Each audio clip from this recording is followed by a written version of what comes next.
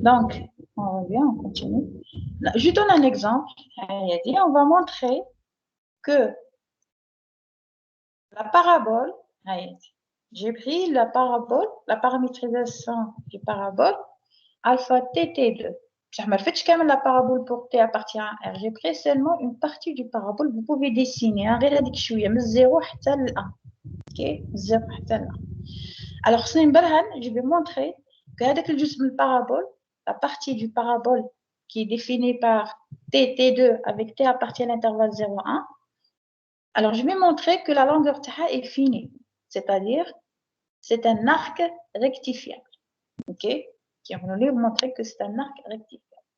Alors, je vais associer une subdivision à l'intervalle 0,1.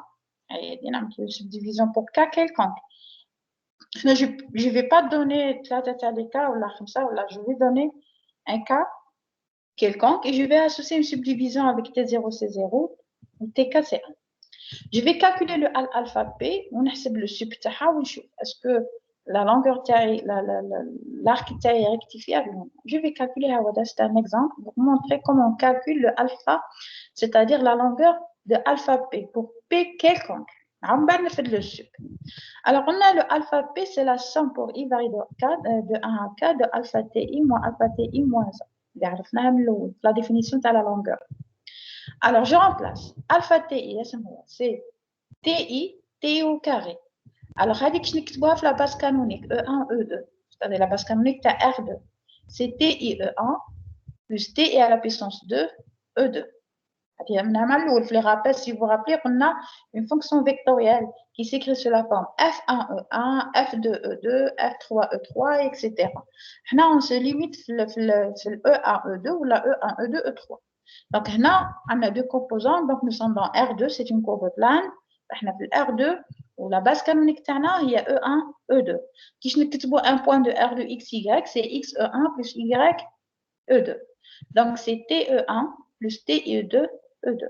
OK? Moi, maintenant, alpha TI moins 1, c'est la même chose. Alors, on a mis le E1 en facteur. Okay? Et le E2 en facteur. OK? Puis, alors, regardez bien, c'est inférieur ou égal à l'âge. La norme d'une somme. Elle est inférieure à la somme des normes. Alors, TI, ce sont des réels, donc il faut venir la valeur absolue, la norme de E1. Plus la valeur absolue de TI2 moins TI moins 1, 2, par la norme de E2. C'est la base canonique unitaire, c'est-à-dire la norme de E1 égale à 1, la norme de E2 égale à 1. Alors, c'est 0, 1, c'est 1, 0, 0, 1. Donc, la norme, c'est 1, 1, les deux. Donc, on a TI moins 1, TI moins TI moins 1 à la puissance 2. Puis, on a factorisé. On a un facteur commun. Bon, qu'est-ce qu'on a fait? On a factorisé. On a un facteur commun, le TI moins TI moins 1 en facteur. Donc, qui est en facteur, on a TI plus TI moins 1. C'est l'identité remarquable A2 moins B2. Donc, c'est A moins B fois A plus B. A moins B, c'était le facteur tierna. Maintenant, A plus B. OK?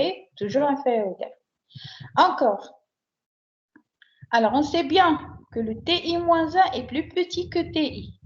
C'est bien que le TI-1 est plus petit que TI. Sreralé. Donc, il est qu'un sreralé s'il est plus petit. Donc, on peut le majorer par TI. Donc, c'est pour ça qu'on a 2 fois TI. Là, on n'a pas majoré. Là, c'est avec un moins. Moins TI-1, c'est plus grand que moins TI. Pas plus petit. TI moins 1, c'est le point avant le TI. On va dire le TI. Donc, on a fait le passage de ce qu'est-ce qu'on a fait? On a majoré le TI moins 1 par TI.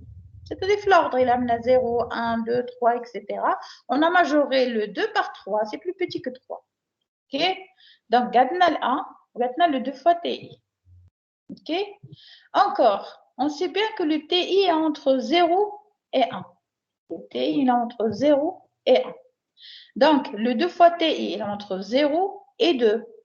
Si on ajoute un 1, donc ça sera entre 1 et 3. Donc, ce qui est sûr, il est inférieur ou égal à 3. Donc, la quantité complètement, elle est 1 plus 2 fois TI, elle est inférieure ou égale à 3. Facteur de TI moins TI moins 1. Si on va développer, si vous allez développer de la somme, ça sera comment?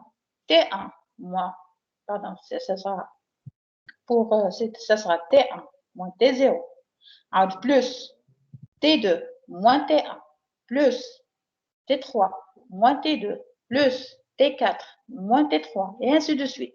Alors, vous allez développer, c'est-à-dire vous développez le sigma, mais le cas, vous aurez des simplifications. Les valeurs qui vont se simplifier, ce sont les T1, le T2, le T3, jusqu'à le TK-1. On aura TK-1, TK-1 moins TK-2, TK moins TK-1. Donc, est-ce que nous avons T0 ou TK? OK?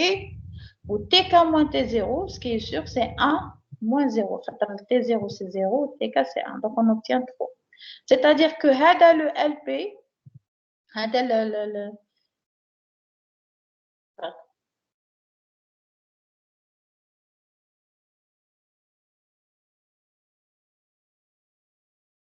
on arrive à montrer que l'alpha P est majoré par 3. Est majoré par 3. Où elle est déjà, la suite, c'est une suite croissante, bien sûr. On a le double P serait et ainsi de suite. Donc, c'est une suite croissante. علاش la suite croissante باش تحسبوا هذه حتى le k plus 1 moins من i varie de 1 حتى le k, vous trouverez une valeur positive. C'est toujours positif. Donc c'est une suite croissante. Si elle est croissante, غادي يمشي لكم simplifier تبقى لكم alpha ti moins 1. Donc هنا vous aurez حتى le k plus 1. Si vous essayez de faire, هنا j'ai pas détaillé. C'est une suite croissante, c'est-à-dire la suite تاعنا. تحسبوا la somme من i varie de 1 jusqu'à k plus 1 moins la somme i varie de 1 jusqu'à k de alpha ti moins alpha ti moins 1. La norme. La norme, elle est supérieure ou égale à la norme de la somme. تدخلوا la norme برا وتخرجوا la somme لداخل. C'est-à-dire vous essayez d'intervertir entre la somme, le sigma ou la norme. Vous obtenez la norme du sigma de 1 à k plus 1. Alpha ti moins 1 moins le sigma de 1 tel k de alpha ti moins alpha ti moins 1. OK? Alors, là, vous aurez des valeurs qui se simplifient, et pour k, c'est-à-dire alpha tk moins alpha tk moins 1. On va dire qu'elle est toujours positive. OK? Donc, elle est croissante et bornée par 3, c'est-à-dire elle est majorée par 3, donc elle converge, c'est-à-dire elle a une limite. Et dans ce cas, on peut dire que alpha tana, c'est une courbe rectifiée. La borne supérieure existe. OK? Bien. C'est bon? Des questions?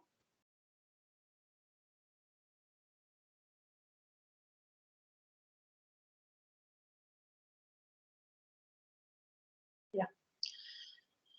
Alors maintenant, on passe à l'abscisse curviligne. OK? Facile à je crois, c'est l'abscisse curviligne. Alors, là, c'est un moyen de paramétrisation. Vous allez voir comment.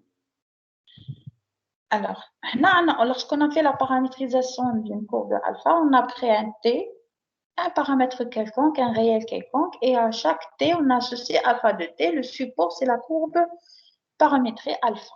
OK? Donc là, on va essayer de changer la paramétrisation. C'est-à-dire, au lieu de prendre t, on va prendre l'abscisse curviligne.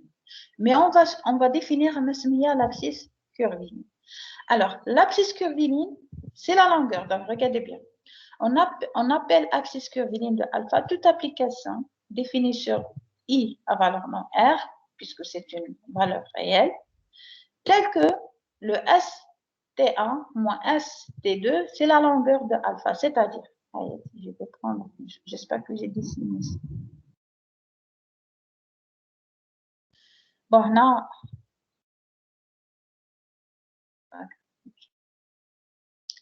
Je vais prendre un point T1, par exemple, un point T2, et je vais calculer la longueur entre T1 et T2. C'est-à-dire, le total d'un arc entre alpha T1 ou alpha T2. Alors, la longueur بيناتهم نسميوها une abscisse curviligne. Voilà. ST1, c'est-à-dire L alpha T1, c'est-à-dire la longueur entre T1, alpha T1 et alpha 2, T2, s'appelle une abscisse curviligne. Autrement dit, donc comment on calcule? On a باش نحسبوا الطول تاع قطعة من المنحنى تاعنا. المنحنى تاعنا الوسيط اللي هو alpha la courbe paramétrique pour calculer une partie de cette courbe. Par exemple, si نحسبها من alpha T1 حتى alpha T2, donc je dois calculer l'intégrale de T1 à T2 de alpha prime de U. Donc هذيك la valeur نسميوها une abscisse curviligne. Ok, c'est-à-dire si je fixe un C appartient à B, je vais prendre un C, je fixe le C, c'est alpha de C, ou ce qui est sur le T il est plus grand que C, alors ce qui est sur j'aurai alpha du T, un T quelconque, donc mon alpha C, alpha T, on dit un arc de la courbe, la longueur tau, c'est une abscisse curviligne. C'est une abscisse curviligne. Alors, que représentent? Ce sont les primitives de la fonction alpha prime de t. Ce sont les fonctions primitives de la fonction alpha prime de t. Bon, bien sûr, si je remplace de t par c, j'aurai 0. OK? Alors, remarque là, si je prends une courbe paramétrique par abscisse curviligne, alors là, quel est c'est-à-dire le côté positif de l'abscisse curviligne, c'est que le vecteur vitesse, il est toujours unitaire. C'est-à-dire, si je reparamétrisais la courbe de taille par une abscisse curviligne, alors j'obtiens toujours un vecteur vitesse unitaire, c'est-à-dire la norme de alpha prime égale à 1. Pourquoi? Si je vais calculer de 0 à t de alpha prime de u du, c'est-à-dire à l'intégrale de alpha prime de 0 à t de alpha prime de t du. Si je pose ça, c'est t moins a, puisque c'est une intégrale, c'est t moins a. Alors, en passant à la dérivée, j'obtiens la norme de alpha prime de t égale à 1. Pourquoi? Parce que je dérive le membre à gauche, c'est un a, et le membre à droite, c'est alpha prime de u du. Donc, la norme, c'est égal à. OK? Donc, je répète, je vais prendre un point à OD.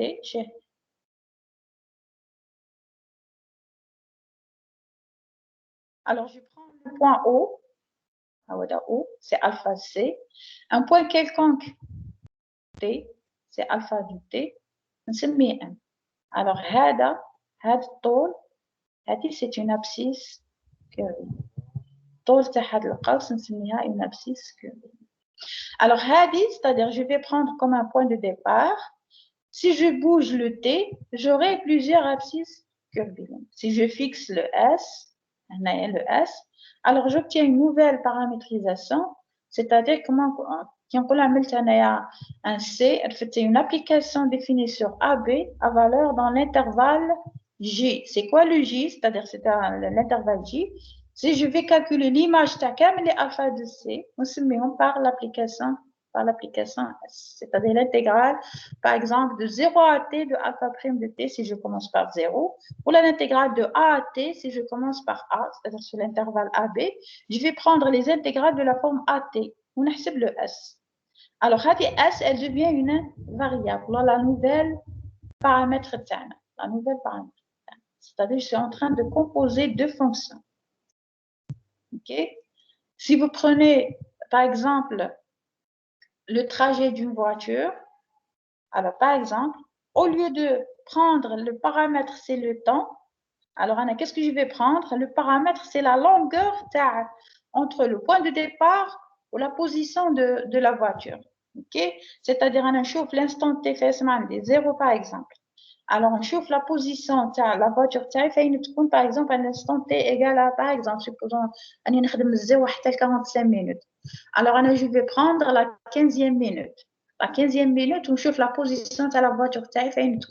Alors, on a la distance, c'est une abscisse curviligne. OK? Avec la distance, tu lis une abscisse curviligne. Alors, le fait avec l'intervalle 0,15, je vais prendre 0,15 minutes. Je vais associer à chaque instant la position de la voiture.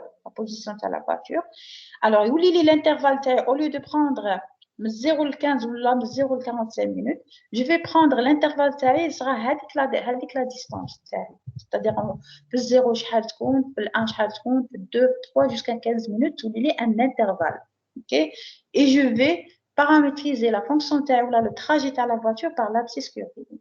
هذاك l'intervalle. OK, donc هنا si je prends une abscisse curviligne de la courbe alpha, alors l'abscisse curviligne donc pour bien comprendre, regardez bien. Alors هنا I, هي comment فهمتكم هنا, le I c'est quoi? C'est l'intervalle, par exemple, je peux prendre l'intervalle 0, 1. Alors je vais prendre un point T, 0, 1. Je peux le calculer l'intégrale de 0 حتى ل T. Et je définis le S. C'est la nouvelle fonction تاعي. C'est كيما نعملوا regardez bien comment on fait. C'est-à-dire si je définis la fonction نكتبها تكون عندي une fonction ونكتبها على شكل تركيب دالتين. OK, un G et un H. Par exemple, j'ai la fonction F et je cherche d'écrire avec le F sous la forme de la composite de deux fonctions, un G et un H. C'est la même chose. On dit l'intervalle I. Par exemple, c'est AB. Je calcule l'intégrale de A le T, avec T quelconque, A T de alpha prime de U. Alors, avec la fonction ne sait pas, puisque c'est une fonction réelle, c'est une intégrale à calculer, c'est mis à S de T. S de T, donc pour chaque T, j'aurai S de T, donc il saura S, l'intervalle AB, c'est S, c'est mis à J. OK? C'est un intervalle bien défini, c'est l'image de l'intervalle I par S. Alors, dans ce cas, donc, au lieu de travailler de I à R, je travaille de J à RT. OK? Alors, c'est la nouvelle fonction, la nouvelle paramétrisation il y a bêta. La nouvelle fonction, il y a la paramétrisation de la courbe alpha par une abscisse curviligne. Comment faire? Je prends la voiture, au lieu de travailler sur 1 à 45 minutes, من 1 par exemple à 15 minutes, je vois la position de la voiture, ça sera tout à fait un intervalle. Et je définis la nouvelle fonction, elle est définie sur l'intervalle J, il y a les distances à valeur dans R. Et je compte. OK? Donc, maintenant, les distances, chaque fois je fais ça, la composition. C'est alpha de S-1 de U. Alors, regardez bien, le S-1, je mets I, le J, pour avoir la composition. On dit le I, le RD, c'est alpha. On met I, le J, on dit la fonction S-1. Donc, bêta, ce sera le alpha composé avec S-1 de U. Alors, donc, qui peut je la nouvelle paramétrisation, c'est-à-dire il a une courbe qui n'est pas paramétrée par la longueur de l'arc, ou la par abscisse curviligne. Qu'est-ce que je vais faire? Je cherche les abscisses curvilines.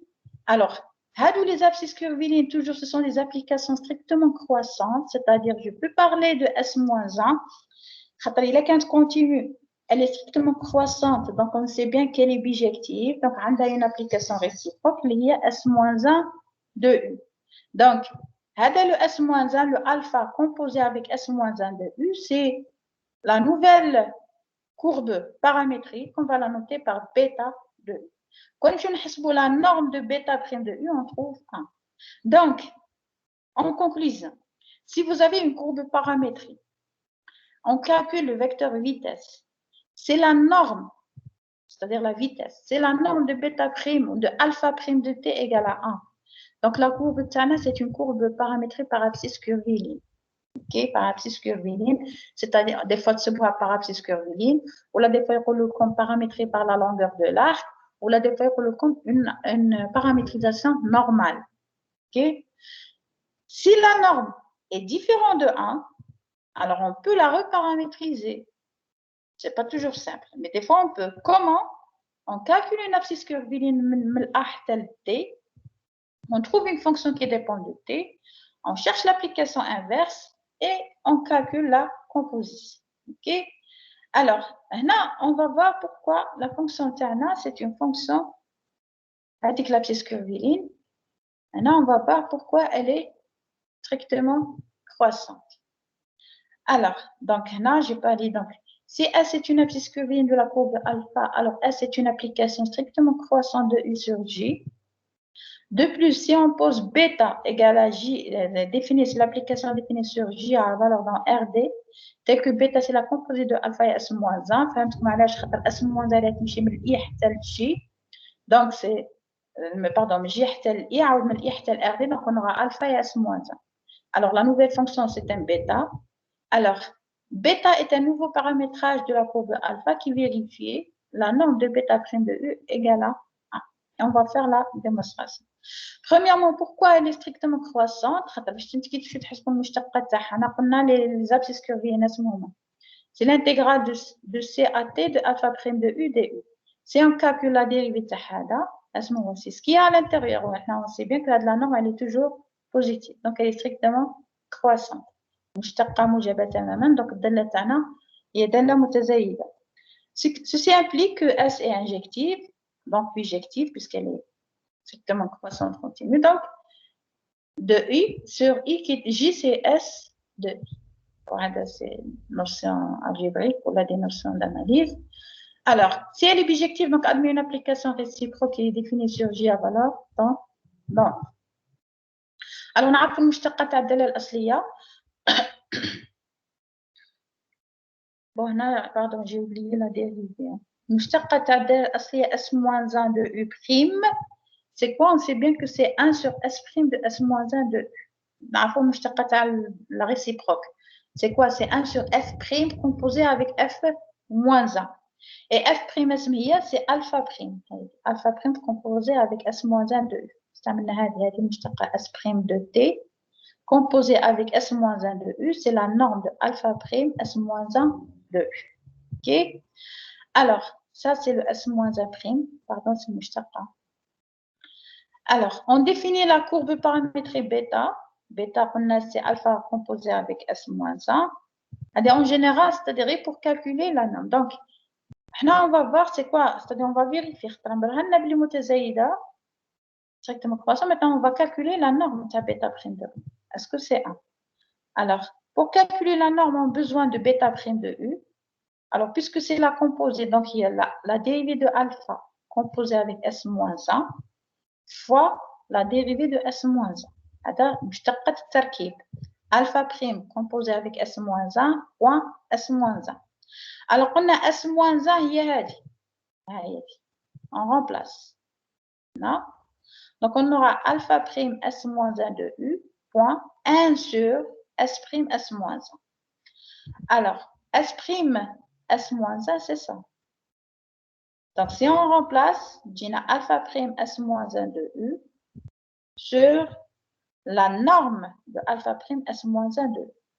Qui n'a la norme de bêta prime, c'est la norme de tout ça. Donc c'est la norme de alpha prime S-1 de U divisée par la norme de la norme. Donc c'est la norme.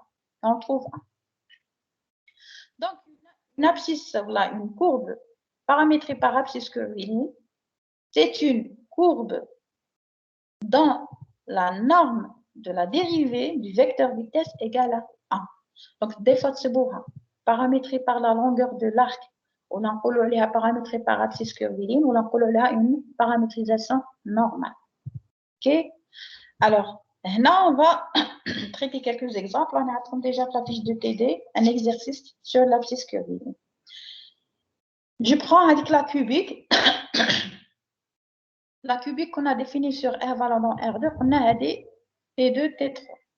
On a dit elle n'est pas régulière, elle est admise à un point 0,0, un point singulier. Donc, on a fait la restriction sur l'intervalle 0 plus infini. Et on a calculé l'intégrale. On a dit, donc, phi prime de U, c'est quoi? C'est 2 fois T, 3 T2. Donc, la norme, c'est 4 T2 plus 9 T4. OK? Alors, خرجنا هنا U2 en facteur, puisque c'est positif 0 T, donc valeur absolue c'est U. Et on a 4 plus 9 U2. وهنا on peut intégrer. خاطر علاش انا غنكتب على الشكل F'. bon ماشي F', ماشي exactement F'. خاطر المشتقة تاع ما بداخل الجذر رسميا. c'est 18 U. OK. وهنا ما عندناش.